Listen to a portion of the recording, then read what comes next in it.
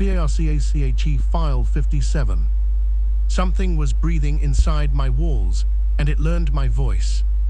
I don't know when a home stops being a home and becomes something else. A container, a body, a mouth. My apartment was always quiet. Old, yes, but quiet, like a room holding its breath. I thought that meant peace. I was wrong. Silence isn't safety, it's waiting. The first time I heard it, it was subtle.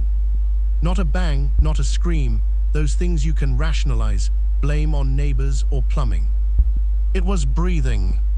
Slow, ragged. So close I felt it in the wall, like vibration under skin. I froze in bed, heart slamming so hard against my ribs, I thought it would crack me open. You ever get that instant primal certainty? Like your bones suddenly evolve memory older than your species. That was me. I knew without thinking that something alive was where it shouldn't be. Inside my walls. I sat in the dark, holding air in my lungs like breathing might attract attention. Every instinct screamed to move, run, hide, do something, but fear pinned me like an insect. Then came the sound again. Not inhale, right arrow, exhale. Moory like air forcing through a wet throat that didn't remember how to breathe. And then, quietly, here. It was a voice. Not loud, worse.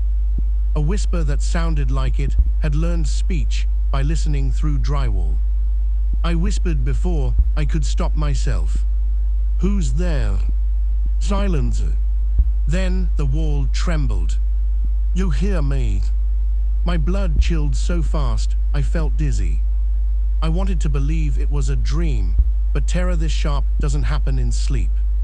Nightmares feel distant. This felt like someone leaning close enough to fog glass with their breath. I backed away from the wall, each step a negotiation with fear. And then I made the biggest mistake you can make in a situation like this. I tapped the wall. Just once. A nervous little knock. And something on the other side answered. Tab. What? Tab. Not random. Not mechanical. Responsive. Eager.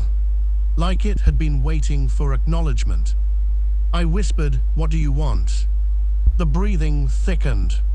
Wet, hungry. Out. My stomach dropped. The wall bulged slightly. Like something inside shifted its weight. I stumbled back and nearly tripped over my own feet. Something scraped under the plaster, slow, like nails dragging through insulation. Then my voice whispered back at me through the wall, but twisted, hollow, like a bad recording. Let me out. I don't remember grabbing my phone.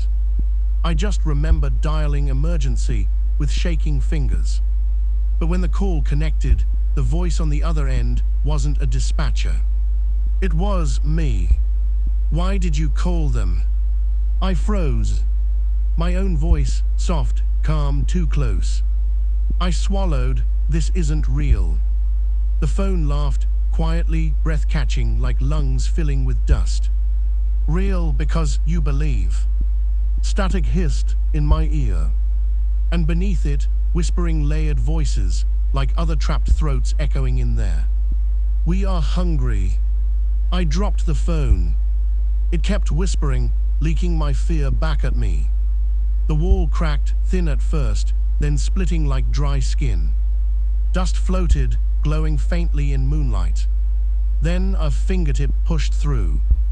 Pale, damp, twitching like it wasn't used to moving freely. It flexed, surging. I gasped involuntarily, and the thing reacted instantly, pressing harder, forcing another inch out. I ran. Not heroically, like an animal. Tripping, clawing the doorknob, throwing myself into the hallway.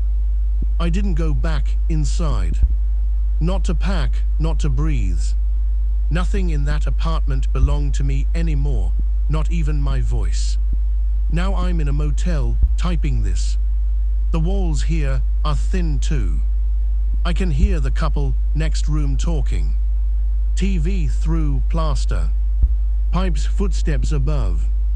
But the worst sound, the one that followed, a soft breath behind the wall, slow, wet, and then faintly, found you.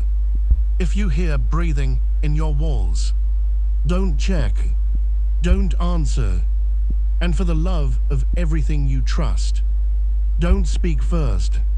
Voices don't always come from people. Sometimes they leak, and once you answer them, they learn you. And walls remember voices, even when you leave, especially when you leave.